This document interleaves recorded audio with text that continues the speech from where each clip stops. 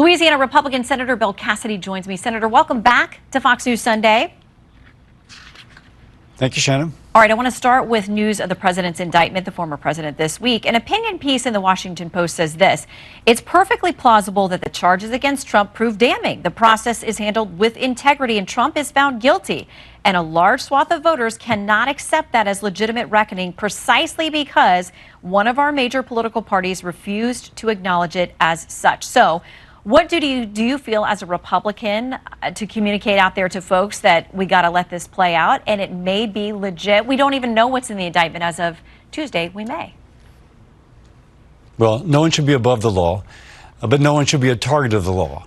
As Bill Barr has said, this is less about the crime and more about the target.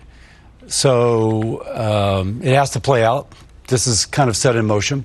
But on the other hand, what I think is the particular problem is it's going to lead to all kinds of political theater that is going to distract from addressing the issues that are incredibly important to our country right now, that are not about just one person or about somebody running for re-election as a DA in New York, but rather about the future of our country, whether it's Social Security, inflation, crime on the streets, and unfortunately the theater will distract from that discussion.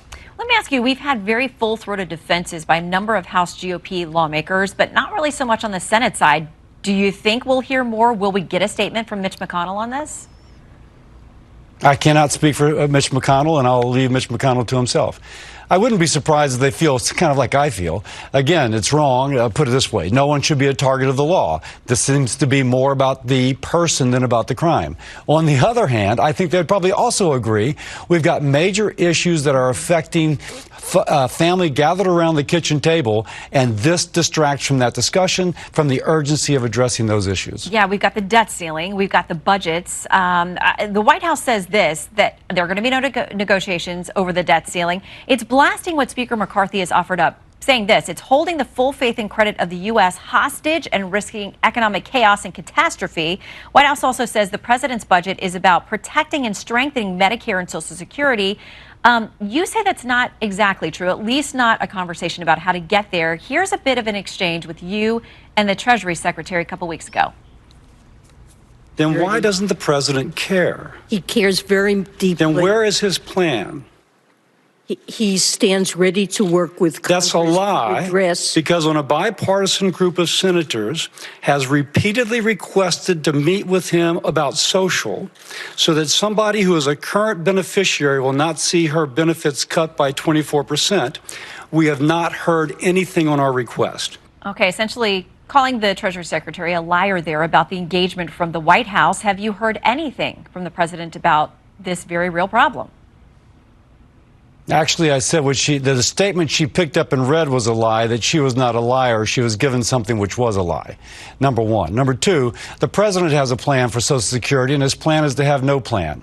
He and, frankly, President Trump, former President Trump, are both telling the American people that there is no issue with Social Security and you don't have to do anything about it, because I think they think it's a political third rail.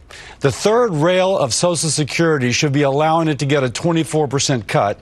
That's what's going to happen. And we've learned yesterday or Friday that it's going to happen a year earlier than it originally was going to. That should be the third rail. We should be working to prevent that 24% cut. And so far, the two leading candidates for either re-election or election are refusing to acknowledge. Yeah, to that point, you cite this. So the Medicare Hospital Insurance Trust Fund, we're told, insolvent by 2031. Social Security Trust Funds insolvent by 2034.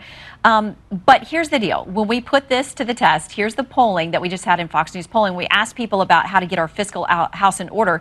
71% of them say they want these programs to remain untouched. And you know how Democrats are going to play this. Here's a little bit of Congresswoman Ilhan Omar talking about this. Republicans have made it perfectly clear they do not want to govern. They would rather target vulnerable communities, scapegoat minorities. They would rather gut Medicaid, Medicare, Social Security, SNAP, and housing assistance that make sure people have the housing and health care they need. So Democrats are going to say you guys are going to rip apart entitlements. Our polling shows people are afraid for those programs to be touched. But at the same time, you touch on the insolvency that's coming and the automatic cuts that will come if you guys don't act. So So how do you work against all of those tides to actually get a substantive conversation going? So, Shannon, you put your finger on it. If 71% of Americans don't want Social Security touched, per the poll you just quoted, under current law, if we do nothing, those benefits will be touched. They will be mashed down by 24% because this president and the leading Republican candidate refuse to take the issue on. Oh, they're going to be cut. People need their benefits. It's not just that they want them. For many, that's how they pay their bills. But under current law, it'll be cut by 24% because neither of the two leading candidates will take the issue on. That's frustrating, and that is working against the interests of the American people. That's what we should be. That's what we should be discussing. Well, it is something you're bringing to the forefront. A lot of people, as you said, are afraid to touch it because they know how it's going to be used against them, even broaching the topic. And we'll watch and see what you do on this. It's a very important point you make that cuts are coming if nobody does anything. Senator Bill Cassidy, thank you very much for your time. Thank you.